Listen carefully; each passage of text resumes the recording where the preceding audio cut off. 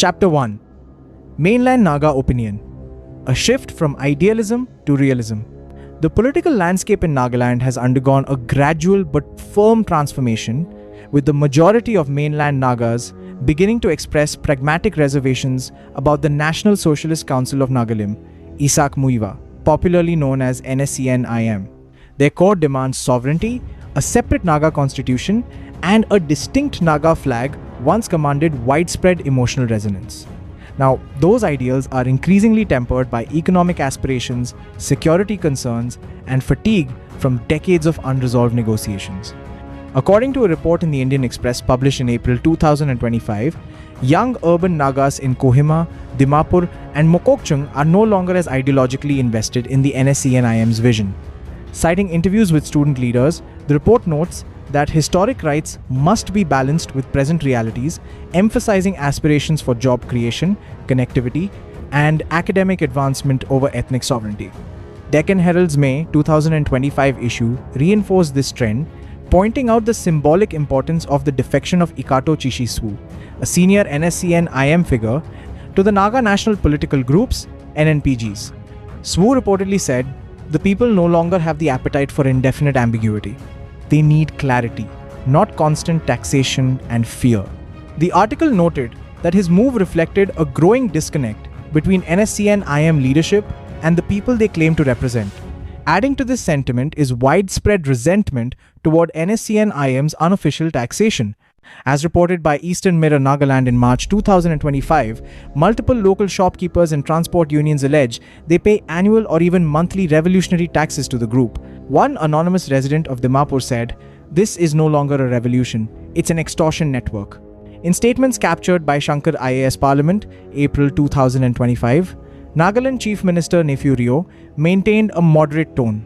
While affirming the cultural and political distinctiveness of the Naga people, he warned that there must be peace with dignity, but also within the framework that governs every Indian. His government has consistently advocated for a negotiated settlement that does not cross constitutional boundaries. Chapter 2. The Indian government's legal and strategic response. The Government of India has never wavered from its legal position. There will be no sovereign status, no separate constitution, and no flag for any region or ethnicity within India, including the Nagas.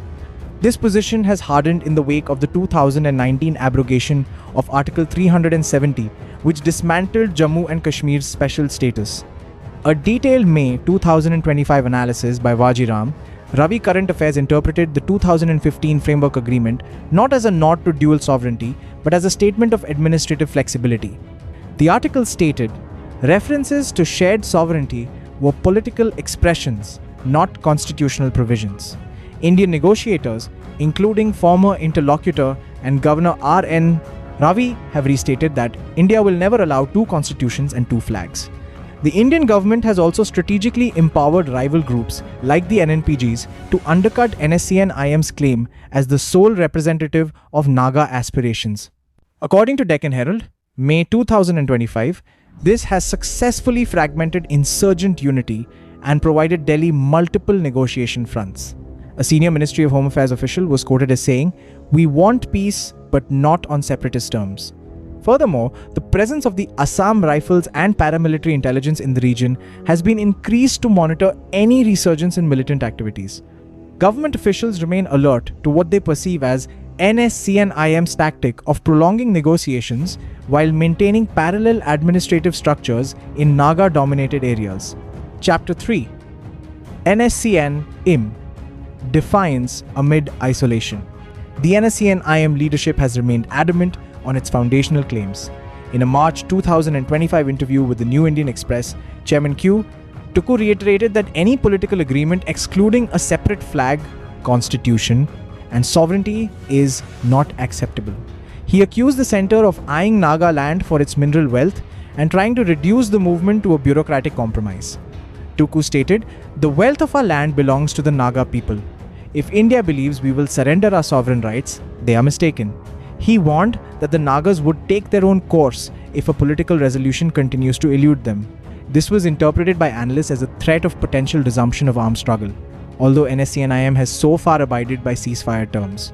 Despite these assertions, their influence appears to be diminishing, especially in the face of rising internal critique. A joint editorial by 3 northeastern dailies in April 2025 summarized, "The NSCN IM is increasingly becoming an echo chamber speaking to itself while the ground moves elsewhere." Chapter 4. The ZUF, the Zeliangrong Assertion against NSCN IM. One of the most significant intra-Naga challenges to NSCN IM comes from the Zeliangrong United Front, ZUF, representing the Zeliangrong community inhabiting parts of Nagaland, Manipur, and Assam. Unlike NSCN IM, ZUF does not seek a pan-Naga Nagalim, but rather focuses on a Zeliangrong homeland grounded in historical identity and regional justice. In a press statement reported by Eastern Mirror Nagaland, March 2025, ZUF chairman Gairlong Malangme asserted, "We are not for Nagalim, we are for the Zeliangrong homeland. NSCN IM has exploited the Naga name to extort money under the guise of a political struggle." ZUF has introduced its own Zeliangrong Map, challenging both the NSCN nation's cartographic vision and India's internal boundaries. The proposed region, based on traditional ancestral territories, includes parts of 3 Indian states. This declaration has stirred controversy, but ZUF maintains it as a right to ethnic recognition rather than secession. Speaking to Northeast Today, the ZUF spokesperson added, "Our movement is one of restoration, not rebellion. We will not tolerate the monopolization of Naga politics by one group that has long ceased to represent the diversity of our people." ZUF leaders have also flatly rejected NSCN IM's core demands. A separate flag and constitution are not only unrealistic, but irrelevant to the lives we live today, the chairman said. "We are not seeking confrontation with Delhi, we are seeking acknowledgement, representation, and dignity within the system." This open challenge adds another layer of complexity to the already fractured Naga movement, with ZUF acting as both a competitor and a corrective force against NSCN IM's legacy. Chapter 5. Peace Process at a Crossroads. The Naga peace process, which once held promise after the signing of the Framework Agreement in 2015, now stands at a critical impasse.